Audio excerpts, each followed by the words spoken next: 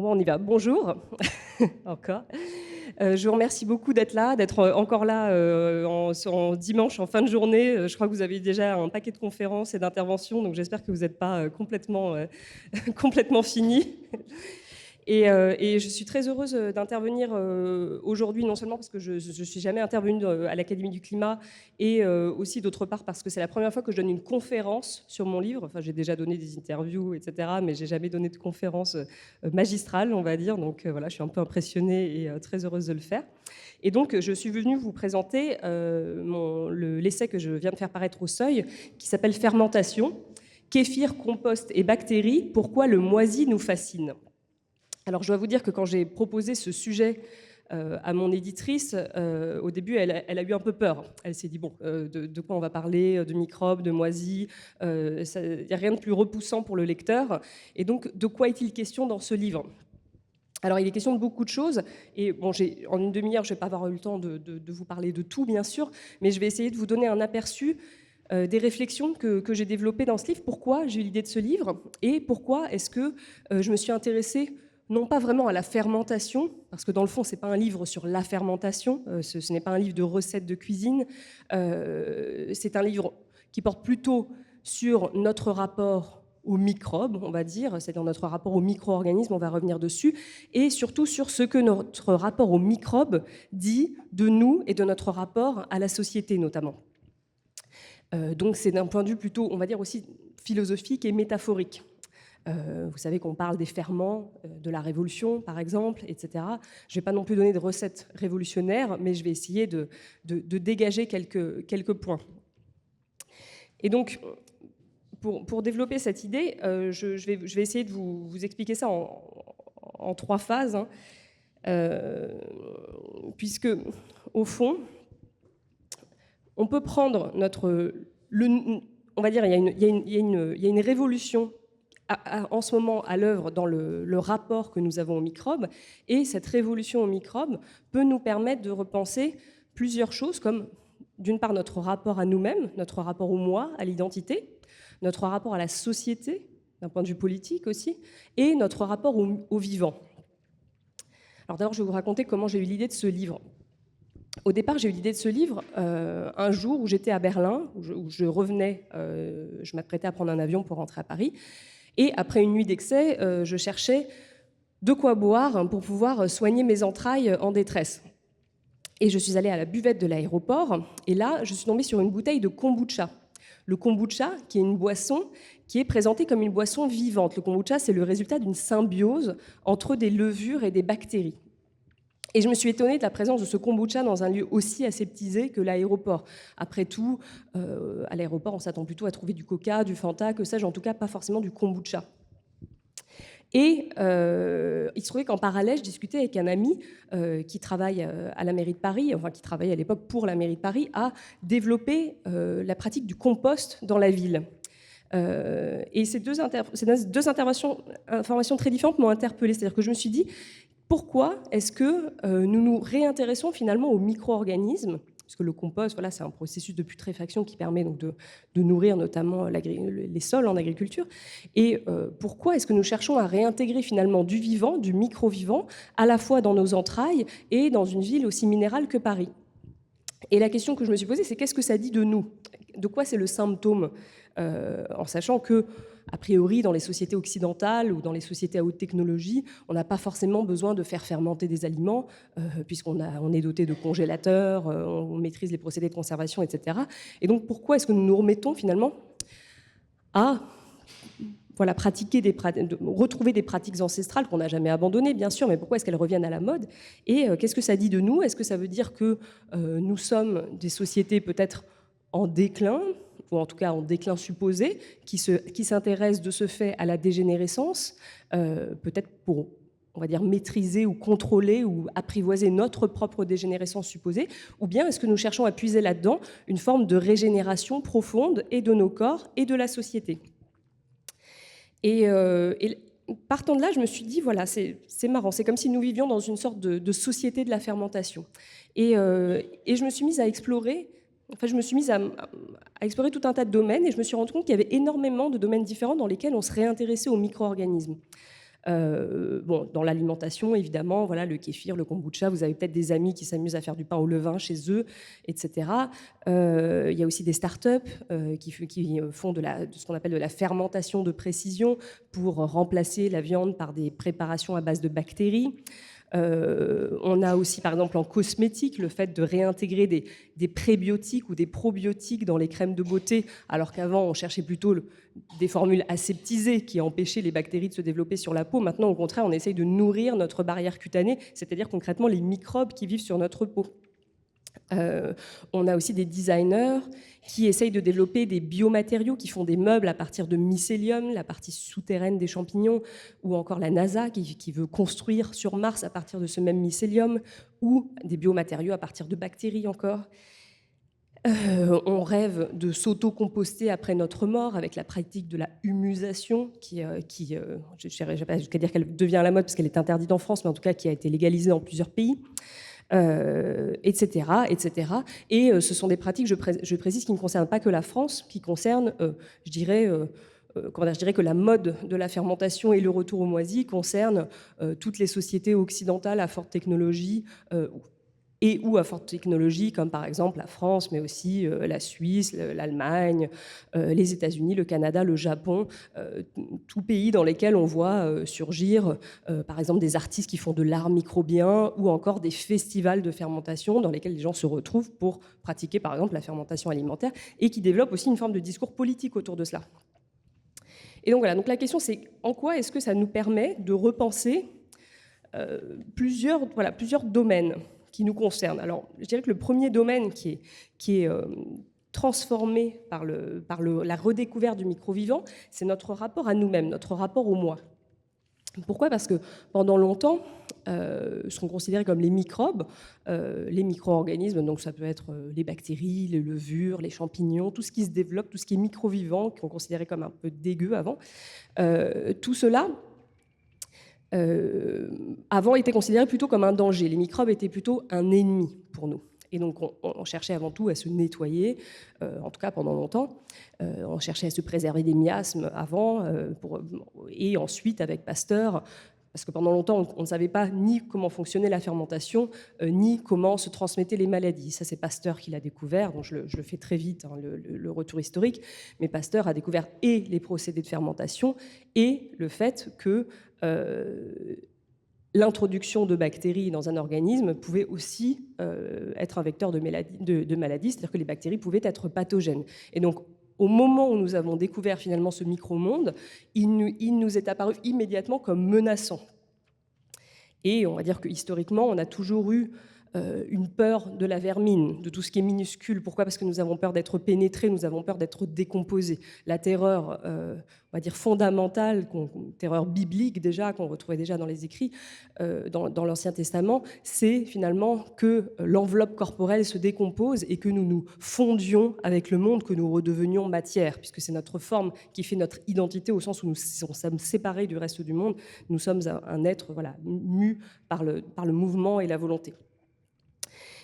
Or, en redécouvrant le micro-vivant, finalement, on s'est rendu compte que non seulement les bactéries, et ça repose sur des découvertes récentes des dernières décennies, non seulement les bactéries ne sont pas forcément dangereuses pour nous, mais en plus elles sont bonnes, voire indispensables à notre survie.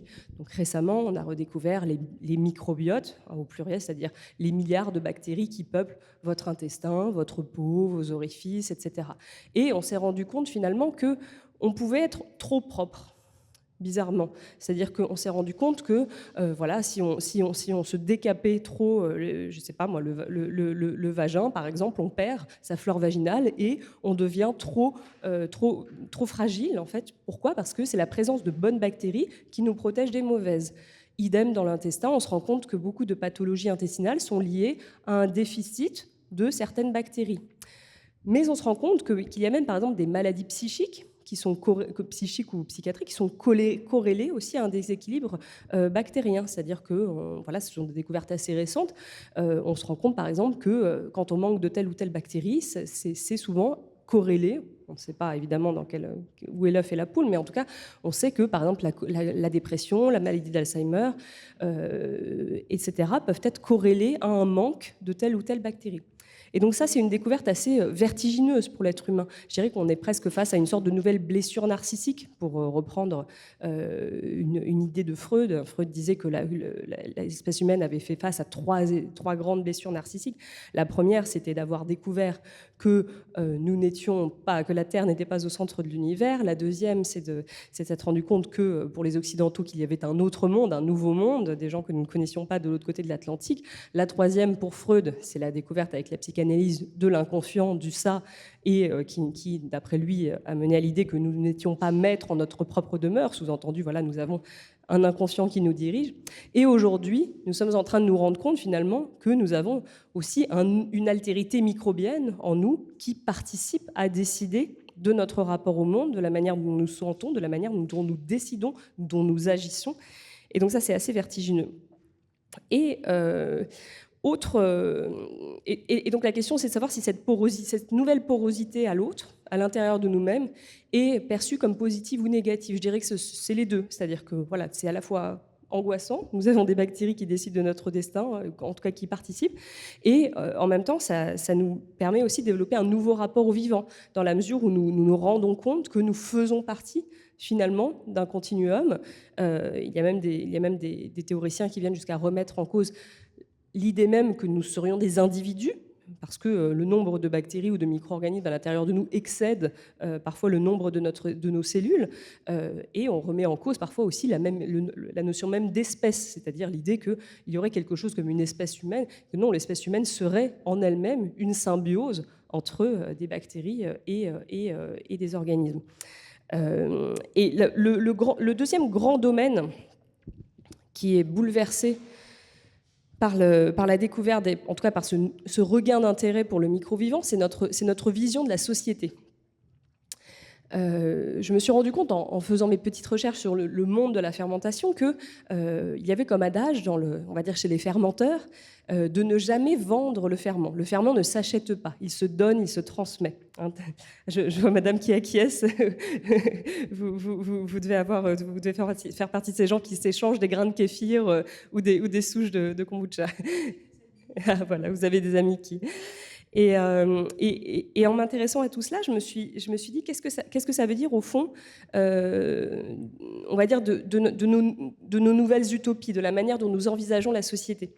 Et je dirais qu'avant, l'idéal, politiquement et socialement, c'était de s'élever. Le modèle pour l'humanité, c'était l'arbre. Alors Emmanuel Kant, il parlait de l'arbre en disant que dans une forêt, ce qui permettait aux arbres de pousser droit, c'était le fait que chacun cherchait à s'élever plus haut que l'autre pour avoir plus de lumière. Et pour Kant, alors il ne le dit pas négativement, pour Kant, c'est la preuve qu'il faut de la compétition, il faut de la rivalité, de l'émulation dans une société pour que l'ensemble avance. Pour lui, c'est le moteur du progrès humain. Or, ça se ressent dans tout un tas de domaines de notre société. Pendant longtemps, on a cherché à élever des tours, élever des gratte-ciel. Les pâtissiers cherchaient à faire des pièces montées. Et on a toujours cherché avant à s'élever, à monter, à grimper les échelons de notre carrière, etc. Or, aujourd'hui, il me semble que nous sommes entre guillemets un peu fatigués de l'arbre, pour reprendre une formule de Deleuze et Guattari dans Mille plateaux, c'est-à-dire que nous avons tendance à ne plus privilégier la verticalité pour, au contraire, nous intéresser à de nouveaux modèles d'horizontalité. Et preuve en est, d'après moi, le nouvel intérêt aussi que suscite le mycélium. Je vous ai parlé rapidement du mycélium. Le mycélium, c'est cette partie souterraine des champignons. Lorsque vous voyez des champignons dans la forêt, et les champignons entre guillemets que vous cueillez pour aller faire une poêlée ne représentent qu'1% du champignon.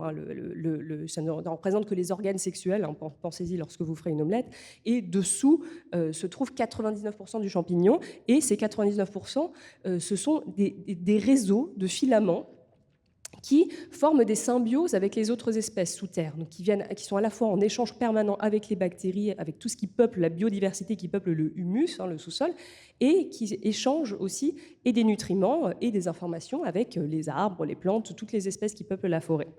Or, on s'est rendu compte récemment que ce mycélium fonctionnait d'après certains théoriciens, comme une sorte d'Internet des forêts. Voilà, c'est-à-dire que ça permettrait déjà non seulement d'échanger des nutriments, mais voire même permettrait aux différentes espèces de communiquer entre elles et de se prévenir, par exemple, des différents dangers. Et donc, on en a développé tout un nouveau modèle de coopération et d'entraide entre les individus dans la nature et entre les espèces. Modèle qui est, je précise, en partie remis en cause par certains. Il y a aussi certains spécialistes qui disent attention, on exagère un peu tout cela. Pourquoi ? Parce que de manière générale, nous avons tendance à plaquer sur la nature notre vision de la société, ou en tout cas les utopies que nous aimerions voir se développer, et à l'inverse, nous voyons la société d'après le modèle de la nature. Et donc pendant longtemps, on a vu la société comme étant plutôt régie par la compétition. Parce que Darwin avait posé sa théorie de l'évolution, théorie qui a elle-même été, on peut dire, un peu instrumentalisée par les darwinistes sociaux qui ont dit, bon ben voilà, regardez, Darwin nous a expliqué que l'évolution fonctionnait par la compétition entre les espèces, et donc dans la société aussi, nous devons fonctionner de la même manière, selon un capitalisme effréné, où il s'agit de favoriser la survie du plus fort. Voilà. Et à l'inverse, aujourd'hui, finalement, lorsqu'on se détache de cette perception pour se réintéresser à l'horizontalité, à l'entraide, à la coopération qui se développe dans ces échanges mycorhiziens souterrains, on met en valeur plutôt une nouvelle société de l'entraide et de la coopération.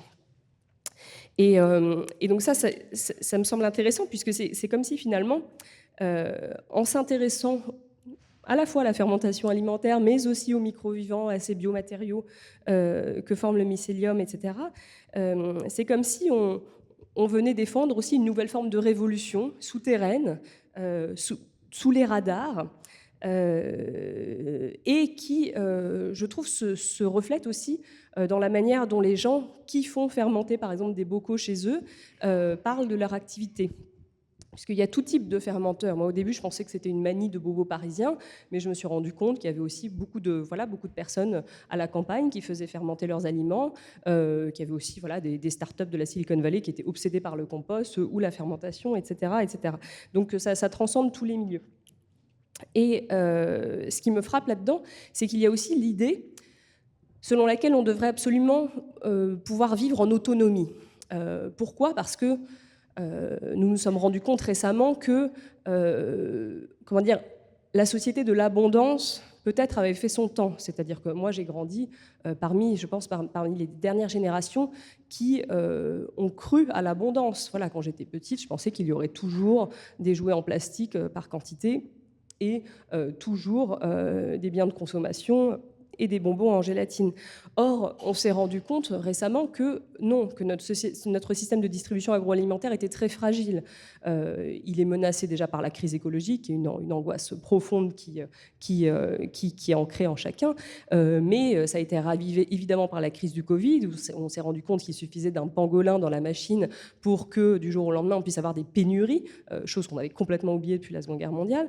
Et enfin, actuellement, avec la perspective de guerre possible, on s'est rendu compte, je ne sais pas, pendant la crise du blackout espagnol, là, les gens se sont rendus compte qu'en 24 heures, on pouvait se retrouver sans rien à manger ni boire, et que ça pouvait... Et évidemment, les théories ont immédiatement couru. Est-ce que ce ne serait pas un complot, une attaque des Russes, etc. Voilà, donc on sent qu'on a de nouvelles angoisses face à un monde qui est jugé de plus en plus hostile. Et donc... Face à cela, finalement, le modèle de la fermentation, c'est aussi une manière de prendre son indépendance, prendre son autonomie par rapport à ce monde jugé hostile, et donc sortir de la verticalité d'un système finalement hiérarchique, top-down, qui nous fait livrer des biens venus d'en haut, pour horizontalement, sous les radars finalement de la société productive, fermenter dans son coin pour conquérir son autonomie. C'est un happening qui est prévu ou c'est... Ah oui, peut-être. Bonjour. Je continue. Ok, très bien. Je ne sais pas, ça doit être peut-être des fermenteurs enthousiastes qui ont décidé de faire une micro-révolution. Donc, bienvenue. Ah, oui, bien sûr. Merci. Bon, je vous applaudis aussi pour votre salut. Merci. Et J'en étais où? Ah oui, j'en étais à l'angoisse oui, à l'idéal d'autonomie et donc la conquête de cette autonomie. Et la question, c'est est-ce qu'il n'y a pas aussi là-dedans, finalement, peut-être aussi une forme de rêve d'autarcie, voilà, qui serait peut-être, on va dire, le dark side de l'utopie fermentaire. C'est-à-dire que bon, je me souviens par exemple d'avoir discuté avec une jeune boulangère néo-rurale qui me disait qu'elle n'écoutait plus la radio parce que ça risquait de faire tourner son levain. C'est-à-dire qu'il y avait au fond voilà, un refus de s'informer sur le monde, un refus de s'engager sur la grande scène politique pour pouvoir finalement fermenter dans son coin. Je dirais que voilà, il s'agit finalement peut-être pour ce type de personnes aussi de faire fermenter son jardin, comme Candide cultiver le sien, sous-entendu, voilà, je ne m'occupe plus des grandes affaires du monde, je fais ce que je peux dans mon coin, mais je renonce aussi peut-être à l'action politique. Donc ça, c'est le risque. Et d'un point de vue, on va dire, d'un point de vue national, j'ai observé aussi, par exemple, que le gouvernement avait lancé une initiative qui s'appelait Ferment du futur, qui est dotée de 50 millions d'euros et qui vise à développer la fermentation de précision dont je vous parlais tout à l'heure, en développant des partenariats publics-privés et de recherche pour faire en sorte que l'on puisse, par exemple, produire des succédanés de viande à partir de bactéries. Le but étant de conquérir la souveraineté alimentaire, de ne plus avoir à importer des produits venus d'ailleurs qui ont aussi évidemment un fort impact carbone, donc évidemment ça a une importance. Mais évidemment là-dedans, il y a aussi l'idée que voilà, on va peu à peu refermer les frontières, on va peu à peu se retrouver chacun chez soi et essayer de survivre dans un monde encore une fois de plus en plus complexe et hostile. Et cette forme de repli sur soi, c'était aussi quelque chose qu'avait identifié Lévi-Strauss dans Le cru et le cuit. On connaît souvent cette opposition entre le cru et le cuit chez Lévi-Strauss, et on oublie souvent qu'il y a un troisième pôle dans ce qu'il appelait le triangle culinaire, qui correspond à ce qu'il appelait le pourri, ou le bouilli, ou le fermenté. Pour lui, ce sont des catégories qui se mêlent un peu entre elles, en tout cas qui sont liées. Et Lévi-Strauss, il expliquait qu'on servait traditionnellement, en tout cas anthropologiquement d'après lui, dans les différentes cultures, on a tendance à servir la nourriture bouillie ou fermentée plutôt aux membres de sa famille, voilà, ou aux membres de la tribu. Il appelle ça de la nourriture endogène. C'est ce qu'on sert finalement lorsqu'on est dans l'entre-soi. Tandis qu'on a tendance à servir les aliments rôtis plutôt aux étrangers de passage ou aux personnes extérieures à la famille. Et donc la question que je me pose, finalement, c'est pas... Alors, je ne suis pas en train de dire que tous les gens qui font de la fermentation ou qui boivent du bouillon dans leur coin sont forcément hostiles à l'autre ou voilà, dans un rejet de l'étranger, etc. Pas forcément. D'ailleurs, les militants de la fermentation, en général, ne sont pas du tout dans ce discours-là. Mais il me semble que peut-être que c'est le symptôme, finalement, aussi voilà, d'une nouvelle peur de l'extérieur qui pointe en chacun de nous et d'une tentation du repli sur soi qu'on observe tout de même de manière très vivace dans un grand pan de la société aujourd'hui. Et donc la question, en sachant que encore une fois, c'est pas forcément un discours qui est porté par les militants de la fermentation, parce qu'il faut savoir qu'il y a aussi toute une sémantique du micro-organisme et, on va dire plus généralement du pourri et du parasite à l'extrême droite et dans la langue réactionnaire traditionnellement, voilà, depuis des siècles, mais surtout au XIXe siècle, il y a eu toute une rhétorique qui consistait à dire que, au fond, l'État-nation était un peu comme une sorte d'organisme qui devait se préserver de l'intrusion des éléments extérieurs. C'est quelque chose qu'on voit beaucoup, notamment chez Oswald Spengler, qui a pensé ce qu'il appelait le déclin de l'Occident, et il considérait qu'une culture dégénérait parce que, finalement, toute culture, de toute façon, était amenée à dégénérer, hein, selon lui. Une culture, c'est comme un organisme, ça dégénère en civilisation figée, et puis ensuite ça meurt. Et il considérait évidemment qu'un des facteurs de cette dégénérescence, de cette pourriture des civilisations, c'était l'intrusion d'éléments étrangers dans la ville. Et à l'inverse, il y a aujourd'hui des militants de la fermentation, notamment une docteure en sciences politiques américaine que j'ai découverte, qui explique que non, au contraire, on peut penser le rapport au micro-organisme comme étant un modèle de société ouverte. Elle parle d'un état microbien et elle va dire que finalement, nous devrions considérer, puisque nous savons maintenant que notre organisme lui-même doit être ouvert à l'altérité pour survivre, nous devons penser de même l'État-nation comme finalement non plus un organisme, mais un holobionte ouvert qui doit accueillir toute forme de diversité en lui. Donc il y a un retournement finalement de cette rhétorique que je trouve pas inintéressant.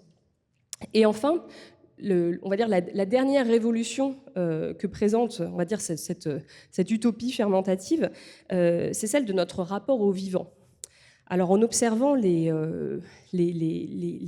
amis aussi, les membres de ma famille qui pratiquent la fermentation, je me suis rendu compte qu'ils parlaient de par exemple, de leur levain ou de leur souche de kombucha, on parle de mère de kombucha, comme de membres de leur famille. Voilà, ils le soignent, ils s'en occupent, ils ont peur qu'il meure, etc. Dans les pays anglophones, on parle de sourdough sitters, c'est-à-dire de babysitters pour levain, de gens que vous pouvez payer pour nourrir votre levain quand vous partez en vacances. Et il me semble que c'est assez intéressant parce que c'est comme si finalement chacun cherchait à nourrir ce qu'on considère comme la matrice de la vie, au fond, comme une sorte de feu sacré qu'il faudrait entretenir. Pourquoi ? Parce que nous avons tout de même la conscience d'avoir largement abîmé, en tout cas mis en danger les conditions de la vie sur Terre. Or, nous savons aujourd'hui que la vie sur Terre est née en grande partie avec l'apparition des bactéries. Ça, c'est la théorie de Lynn Margulis, qui est une biologiste qui avait une théorie endosymbiotique de l'évolution, c'est-à-dire qu'elle considérait que l'évolution, elle n'était pas née par la compétition entre les espèces comme Darwin, mais par une symbiose entre des organismes et des espèces, symbiose qui au départ était fondée sur des symbioses entre bactéries, voilà, et entre bactéries et autres cellules. Elle retrouve même dans nos cellules, à travers les mitochondries, la trace finalement de ces fusions avec des bactéries qui auraient permis le développement des êtres complexes. Et aujourd'hui encore, les scientifiques, lorsqu'ils essayent de trouver l'origine de la vie, ils vont voir dans le micro-vivant. Ils vont voir finalement du côté de toutes ces bactéries qui résistent aux conditions extrêmes. On parle même de bactéries extrémophiles, c'est-à-dire des bactéries qui non seulement résistent à l'adversité, mais s'en nourrissent, qui aiment l'adversité, des bactéries qui résistent aux extrêmes chaleurs, au froid extrême, des bactéries qui résistent même aux radiations nucléaires. Et donc, lorsqu'on s'intéresse à ce micro-vivant, c'est aussi avec l'idée que peut-être nous pourrions nous inspirer de leur résilience pour pouvoir nous-mêmes apprendre à survivre dans des conditions hostiles. La fermentation, selon Pasteur, c'est la vie sans air. Et peut-être sommes-nous aussi fascinés, ce qui me semble que beaucoup de gens sont fascinés par cela, parce que nous avons la perspective nous-mêmes de devoir un jour vivre sans air, en tout cas avec moins d'oxygène. Et la question, c'est est-ce que c'est un mouvement, on va dire, positif, optimiste, ou bien un peu désespéré aussi. Je me pose la question parce que je constate aussi dans certains écrits que beaucoup de gens, ou par exemple des chanteuses comme Björk, qui a consacré un album au mycélium et à tout ce micro-vivant du sous-sol, elle dit que plus tard, les champignons nous survivront. Évidemment, les champignons et les bactéries plus tard nous survivront. On voit dans énormément de productions de séries, par exemple comme The Last of Us, que vous connaissez peut-être, où les champignons prennent le contrôle à la fois des corps de l'humanité, mais recouvrent aussi toute la civilisation de leur sport. On voit évidemment dans nos productions de science-fiction que nous sommes fascinés aussi par l'idée que, au fond, une nature rudérale, c'est-à-dire une nature post-industrielle, pourrait venir recouvrir notre civilisation, que nous pourrions finalement voir notre monde moisir, être en déréliction, et que peut-être un jour la civilisation humaine pourrait disparaître au profit de nouvelles formes de vivants, peut-être plus résistantes aussi parce que plus petites. De la même manière que les dinosaures sont morts, nous pourrions aussi mourir et laisser place à des bactéries. Et il me semble qu'on retrouve un petit peu ce désir, peut-être, dans certaines formes de l'urbanisme contemporain. Je me suis intéressée au fait que, par exemple, de plus en plus, on observe chez les architectes ou chez les urbanistes l'obsession, par exemple, des mousses, des lichens, des mauvaises herbes, c'est-à-dire le fait que on recouvre on fait des toits végétalisés. À Paris, par exemple, on installe des champignonnières dans des parkings. On fait de la gestion différenciée, c'est-à-dire qu'on laisse les mauvaises herbes pousser un peu partout. Ce qui provoque l'ire des anti-Hidalgo. et on met en place des mares. Il y a un plan mare à Paris qui consiste à finalement réintégrer ce qui avant suscitait plutôt le dégoût, voire la crainte, à savoir les milieux humides. Avant, on cherchait à assécher les marais. Aujourd'hui, on réinstalle des mares dans Paris pour pouvoir réintégrer de la biodiversité. Ce qui, d'un point de vue, on va dire, du point de vue de la biodiversité, est très bien. Mais la question, c'est qu'est-ce que ça dit aussi de nous? Est-ce que nous n'avons pas un petit peu aussi le fantasme de voir nos villes, les produits de notre civilisation disparaître sous du micro-vivant qui viendrait finalement enfin engager un processus de décomposition de ce que nous avons construit.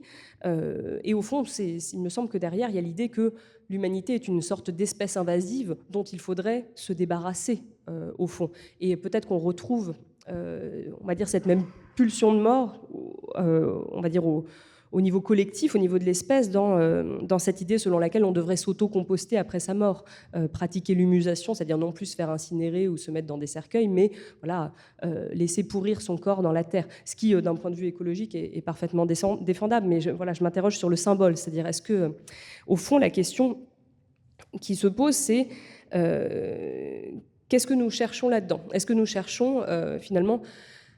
Est-ce que nous avons développé une forme de fascination pour le micro-vivant parce que nous avons aussi développé une sorte de haine de soi pour l'humanité et nous cherchons à nous dissoudre dans un monde post-apocalyptique où les champignons viendraient revivre après nous? Ça, ce serait, on va dire, la forme un peu négative de la pulsion fermentative. Ou bien est-ce qu'au contraire, nous cherchons un nouveau modèle de régénération qui me semble assez enthousiasmant aussi, c'est-à-dire que pendant longtemps, on a beaucoup parlé de décroissance, c'est-à-dire de l'idée selon laquelle il faudrait, au fond, diminuer le PIB, parce qu'on ne sait pas comment la définir autrement.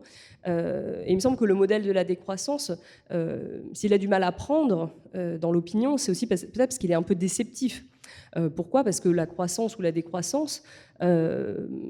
du moins au sens économique, ça ne correspond pas à la croissance et à la décroissance au sens du vivant. Lorsqu'on parle de décroissance économique, on parle de diminuer, d'avoir moins, de vivre avec moins. Or, le moins, c'est impensable, au sens où c'est impossible de le penser. On ne peut pas penser la négation pure. C'est contraire à notre vision du monde. On ne peut pas penser le rien, philosophiquement. On ne peut que penser le plein. Et il me semble qu'il y a un philosophe qui peut nous aider à penser ça, c'est Aristote. Parce qu'Aristote, il disait qu'il y avait différentes formes de mouvement et de changement. Il disait que la croissance et la décroissance, c'était le changement du point de vue de la quantité. Voilà, ça consiste à accumuler ou à soustraire. Et lui, il opposait à ce couple de concepts un autre couple de concepts qui était celui de la corruption et de la génération. Sous-entendu, la régénération et le pourrissement, on pourrait le traduire ainsi. Et pour lui, c'était un changement du point de vue de la substance, un changement substantiel, un changement profond qui venait transformer l'ensemble des choses. Et pour lui, c'est le modèle, évidemment, c'est le mode de changement et de mouvement de la nature. C'est la nature, elle pousse d'elle-même. On n'avait pas besoin d'ajouter. Voilà, lorsqu'on ajoute ou qu'on soustrait, il faut un mouvement extérieur. Il faut que quelqu'un vienne apporter des biens et les enlève. La nature, elle croît d'elle-même, elle se régénère d'elle-même, elle pourrit d'elle-même, et c'est de ce pourrissement que renaît la vie finalement. Et il me semble qu'il y a là-dedans un modèle tout de même assez enthousiasmant. L'idée de pouvoir régénérer la société, la question c'est de savoir comment, et régénérer bien sûr le vivant. Aujourd'hui, on parle beaucoup d'économie régénérative. Alors pendant longtemps, les entreprises, lorsqu'elles cherchaient à être responsables, elles essayaient d'abord de limiter leur impact négatif. La deuxième étape, ça a été l'économie circulaire, c'est-à-dire je vais récupérer mes déchets, essayer de les réparer, de les recycler. Et la troisième étape, maintenant, c'est l'étape de la régénération, c'est-à-dire qu'on va aller contribuer activement à régénérer les écosystèmes. Voilà, il y a vraiment des entrepreneurs de l'économie responsable qui essayent de développer ce type de modèle. Voilà, c'est-à-dire qu'ils considèrent qu'il peut y avoir une action positive vraiment. Et donc voilà la question. Donc je vous ai fait j'ai essayé de vous faire un petit tour d'horizon des questions que je pose, puisqu'en philosophe, voilà, j'aime pas donner des recettes, donc ni de cuisine ni de révolution. Donc voilà, il me semble que le micro-vivant, ça nous permet à la fois de repenser notre rapport au moi, de remettre en cause notre identité d'individu et d'espèce en tant qu'entité fermée et close. Ça nous permet de revoir notre conception de la société, d'essayer de penser un modèle finalement d'une horizontalité féconde et grouillante qui ne soit pas forcément le modèle de la verticalité qu'on connaissait tant. Ça nous permet aussi de repenser notre rapport au vivant, d'essayer de le penser en termes de régénération. Mais ça peut aussi nous permettre, mais ça peut aussi peut-être parfois nous être le symptôme aussi de tendances contraires et plus, on va dire, plus morbides, ce que j'appelle la pulsion de mort, voilà, c'est-à-dire finalement le repli de soi, l'idée finalement d'un repli autarcique, ou bien l'idée finalement d'un abandon total de l'action, de se dire, voilà, à partir de maintenant, je fais fermenter mon jardin, je ne m'occupe plus de politique, et j'attends finalement que l'humanité meure d'elle-même dans une forme de fascination post-apocalyptique. Et donc la question, il me semble, que pose notre rapport au micro-vivant, c'est de savoir si cette redécouverte finalement de l'infiniment petit va nous entraîner dans une sorte de pulsion de mort, un peu d'un renoncement qui ne mènerait à rien, ou bien au contraire, est-ce que ça va nous motiver, nous redonner la force, nous redonner l'énergie, nous redonner l'inspiration pour développer au contraire notre envie de vivre, notre envie de survivre en tant qu'espèce bien sûr, mais aussi notre envie d'agir, de nous battre, de faire en sorte on va dire, de limiter les dégâts que nous avons faits sur Terre et d'essayer de puiser là-dedans la force pour rétablir, en tout cas contribuer à régénérer les conditions de vie sur Terre. Et je vais terminer sur une citation de Simone de Beauvoir, puisque j'aime la philosophie, qui disait que choisir la vie, c'était choisir l'avenir. Et elle disait, sans cet élan qui nous porte vers l'avant, nous ne serions qu'une moisissure à la surface de la Terre. Donc je vous encourage à choisir l'avenir et je vous remercie beaucoup pour votre attention.